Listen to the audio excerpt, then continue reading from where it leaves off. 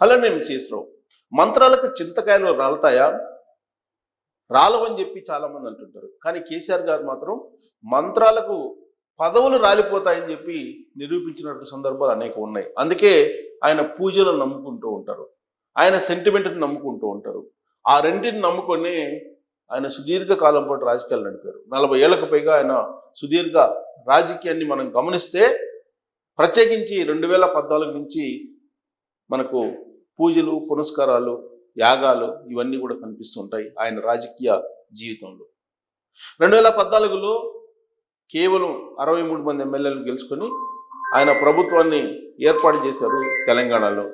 ఆ ప్రభుత్వం ఎన్ని రోజులు ఉంటుంది అనేది అప్పట్లో సందేహం. దినదిన గండం నూరేళ్ళ ఆయుష్. కేసీఆర్ ప్రభుత్వాన్ని నడపలేడు, కేసీఆర్ ప్రభుత్వం పడిపోతుంది అనేటువంటి బలమైనటువంటి టాక్ అప్పట్లో వినిపించింది. ఆ సందర్భంలోనే కేసీఆర్ గారు పూజలు చేశారు, చండీ యాగాలు చేశారు, సహస్ర చండీ యాగాలు చేశారు, రాజసంగుల యాగాలు చేశారు. ప్రత్యర్థులు బలహీన పడిపోయారు. ఆ రోజున ఓటుకు నోటు కేసు రావడంతో చంద్రబాబు గారు హైదరాబాద్ను వదిలిపెట్టి అమరావతికి వెళ్ళిపోవాల్సినటువంటి పరిస్థితిని తీసుకొచ్చారు కేసీఆర్ గారు అనేది అప్పట్లో కొంతమంది ఆధ్యాత్మికవేత్తలు చెప్పినటువంటి మాట. అంతేకాదు, ఆయన పూజలు ఆ రోజున ప్రారంభించిన తర్వాత ఖచ్చితంగా ప్రత్యర్థులు బలహీనపడిపోతారు, శత్రుశేషం ఉండదు అని చెప్పి ఆధ్యాత్మికవేత్తలు సోషల్ మీడియా వేదికగా అనేక సందర్భాల్లో చెప్పారు. ఆయన పూజలు ఫలించాయో లేదో తెలియదు, కానీ స్థిరమైనటువంటి ప్రభుత్వాన్ని ఏర్పాటు చేసుకోవడానికి పక్క పార్టీలో ఉండేటువంటి ఎమ్మెల్యేలను తన పార్టీలోకి తీసుకున్నారు.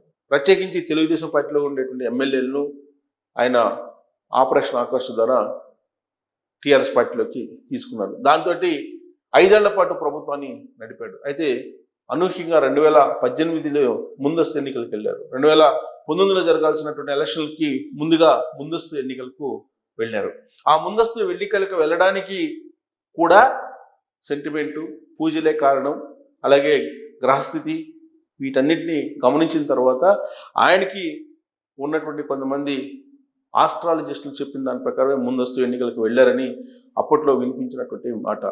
ఆ ఎన్నికలు వెళ్ళడానికి ముందు కూడా పూజలు, పురస్కారాలు, యాగాలు చేశారు. రాజసామల యాగం ఎవరో కాదు, స్వరూపానందేంద్ర విశాఖ పీఠాధిపతి, మరోవైపు త్రిదండి చిన్నజీయర్ స్వామి, వీళ్ళందరూ కూడా పూజలు, పునస్కారాలు, యాగాలు చేశారు.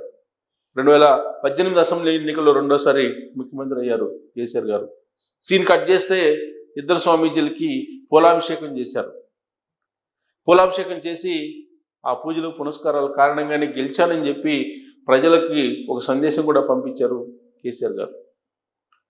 ఇక 2023 అసెంబ్లీ ఎన్నికల్లో ఆయన పూజలు, పునస్కారాలు పనిచేయలేదు, డీలా పడిపోయారు. ఆయన ఫామ్ హౌస్ పరిమితం కావాల్సి వచ్చింది.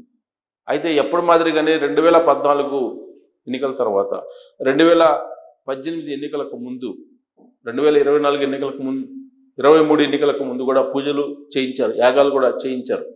కానీ ఆయన గ్రహస్థితి రివర్స్ అయింది. దాంతో ఫామ్ హౌస్లో పరిమితం కావాల్సి వచ్చింది.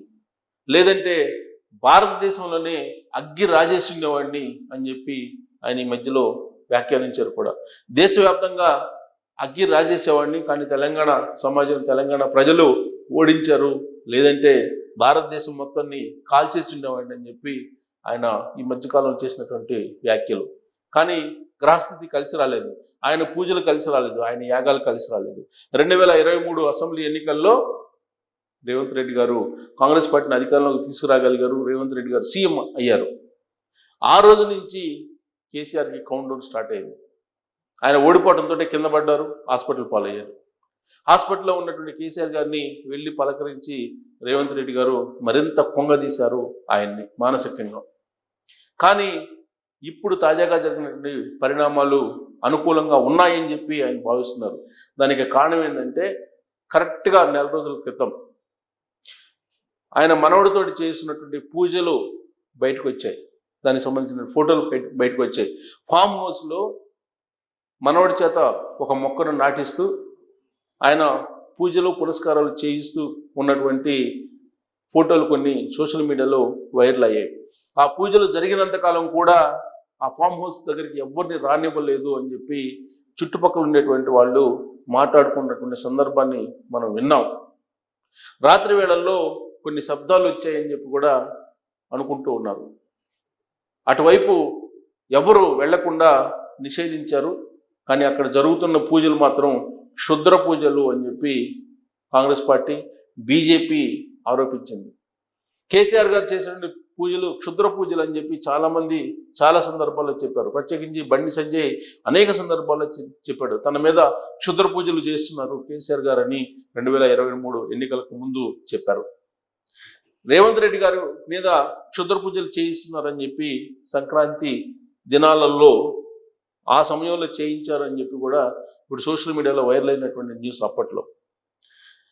సో కాంగ్రెస్ పార్టీ ఈ క్షుద్ర పూజలు చేసిన కారణంగానే ఇప్పుడు ప్రమాదంలో పడింది అనేటువంటి ఒక అభిప్రాయం కొంతమందిలో ఉంది. ఇప్పటికీ ప్రస్తుతం రేవంత్ రెడ్డి ప్రభుత్వం దినదిన గండం నూరేళ్ల ఆయుష్ మాదిరిగా పరిస్థితులు మారిపోయాయి అనేది కేసీఆర్ గారి యొక్క అభిప్రాయం.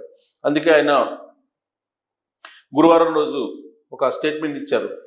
దెబ్బ కొడితే మామూలుగా ఉండదు అని చెప్పి రేవంత్ రెడ్డి గారికి స్టేట్మెంట్ ఒకటి ఇవ్వడం జరిగింది. అంటే దెబ్బ కొట్టేటటువంటి విషయం ఆయనకు తెలిసిందా? అత్యవసరంగా ఎమ్మెల్యేలు కొంతమంది ఫామ్ హౌస్లో సమావేశం కావడం, దాదాపుగా 10 మంది ఎమ్మెల్యేలు కాంగ్రెస్ పార్టీని వీడి వెళ్ళడానికి సిద్ధం కావడం, ఈ పరిణామాలన్నీ చూస్తుంటే రేవంత్ రెడ్డి మీద చేసినటువంటి పూజలు ఏవైతే ఉన్నాయో అవి క్షుద్రమా లేదంటే ఆయన యాగాల పూజల ఏమైనా కానీ అవి పనిచేశాయా? దాని కారణంగానే ఇప్పుడు రేవంత్ రెడ్డి బలహీనపడుతున్నాడా రాజకీయంగా అంటే కొంతమంది ఆధ్యాత్మికవేత్తలు, అలాగే పూజలు చేసినటువంటి వాళ్ళు, కేసీఆర్ పక్షాన ఉన్నటువంటి కొంతమంది సనాతన పీఠాధిపతులు, వీళ్ళందరూ కూడా కేసీఆర్ చేసినటువంటి పూజలు ఫలించబోతున్నాయి, రేవంత్ రెడ్డి గారు దిగబోతున్నారు అధికారం నుంచి అని చెప్పి చెప్తున్నటువంటి వాళ్ళు లేకపోలేదు ఇప్పుడు. అంటే కేసీఆర్ గారు మొదటి నుంచి కూడా మంత్రాలకి చింతకాయలు కాదు, మంత్రాలకి పదవులు కూడా రాలిపోతాయని చెప్పి నమ్మినటువంటి లీడర్ ఆయన. ఈ విషయాన్ని నరేంద్ర మోడీ గారు ప్రధానమంత్రి హోదాలో ప్రచారానికి ఎన్నికలకు వచ్చినప్పుడు 2023 ఎన్నికలప్పుడు కూడా చెప్పారు. మంత్రాలతో ఏమీ చేయలేరు, మంత్రాలు చేస్తున్నారు, మంత్రదండాల్ని ప్రయోగిస్తున్నారని చెప్పి ఆయన కూడా అనేక సందర్భాల్లో చెప్పారు.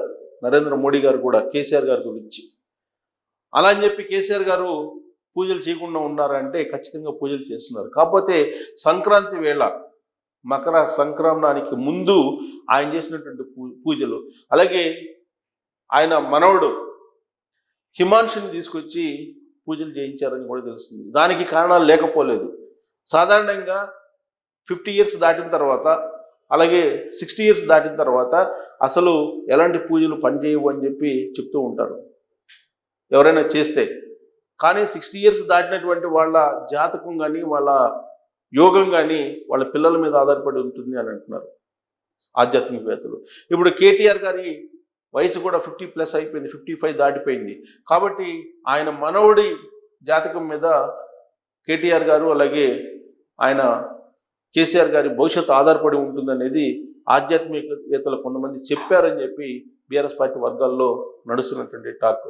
అందుకే హిమాంశుని అమెరికా నుంచి తీసుకొచ్చి కొన్ని రకాల పూజలు చేసి ఆయన చేత ఆ పూజలు ముగింపు రోజున ఒక మొక్కను కూడా నాటించి ఈ పూజలు ఫలించేలా చేశారు కేసీఆర్ గారు అని చెప్పి అంటున్నారు. దాని ఫలితమే ఇప్పుడు కాంగ్రెస్ పార్టీ అలజడి ప్రారంభమైంది అని చెప్పి ఇప్పుడు ఆధ్యాత్మికవేత్తలు కొంతమంది మాట్లాడుకుంటున్నటువంటి అంశం.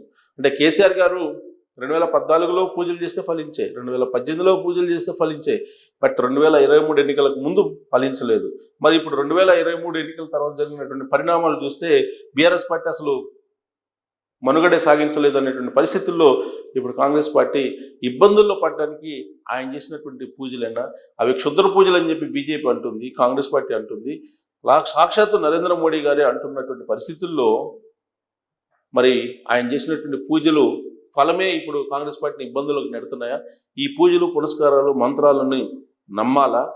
నమ్మమని తెలంగాణ సమాజానికి కేసీఆర్ చెప్తున్నారా అని అంటే ఆయన చూసి పూజలు పునస్కారాలు చేసినటువంటి చాలామంది ఉన్నారు.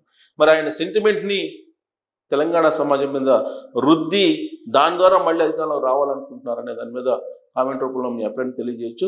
క్షుద్ర పూజలు రేవంత్ రెడ్డి మీద పని చేసినట్టు కనిపిస్తుందా ఇప్పుడు జరుగుతున్న పరిణామాలు అనే దాని మీద మీరు ట్రోల్ చేయొచ్చు.